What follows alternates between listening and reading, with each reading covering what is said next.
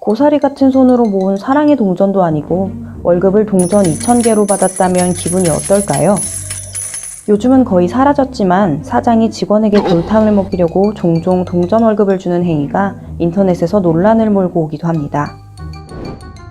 볼링장에서 근무하다가 밀린 임금을 동전 2,000개로 받은 아르바이트생 이야기도 이런 사례입니다.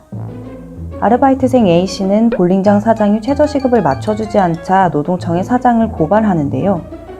그러자 이를 괘씸하게 여긴 사장이 월급을 주겠다며 A씨를 불러 동전 자루를 건넸다고 합니다. 이 자루에는 500원짜리 동전 377개와 100원짜리 동전 1,998개, 50원짜리 동전 8개, 10원짜리 동전 7개 등이 들어있었다고 하는데요.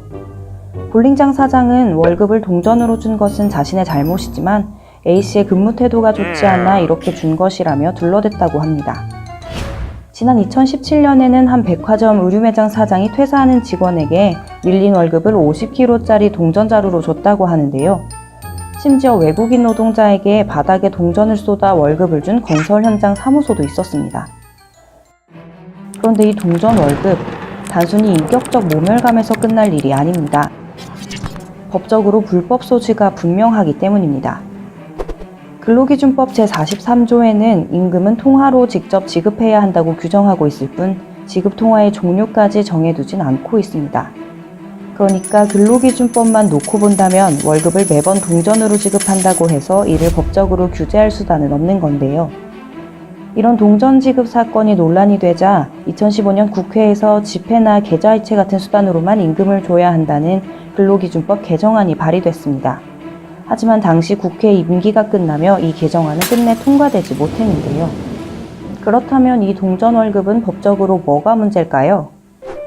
근로기준법에는 근로계약을 체결할 때 임금의 계산 방법이나 지급 방법을 서면으로 명시해야 하며 이를 근로자에게 알려야 한다고 규정되어 있습니다.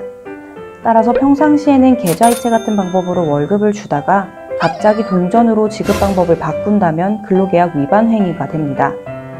동전 월급은 실제 계산이나 운반이 힘들 뿐 아니라 수령 근거도 남지 않아 지급 금액에 갈등이 생겼을 때 정확하게 받은 금액을 입증하기 어렵습니다. 따라서 이런 동전 월급은 근로자에게 불리한 계약 변경으로 명백한 근로조건 위반입니다. 법조계에서는 동전 월급이 민법 제2조 1항의 위반 가능성도 있다고 봅니다. 이 조항에는 사용자와 근로자는 임금 채무 이행에 대한 신의성실의 원칙이 있다고 규정했는데요. 동전 월급은 이 신의성실의 원칙을 위반하는 행위입니다. 따라서 적법한 지급 행위가 아니므로 근로자는 동전 월급을 거절해도 법적으로 전혀 문제가 되지 않습니다. 특히 동전 월급을 근로자가 수령하지 않는 경우에는 사용자는 계속 임금 미지급 상태가 됩니다.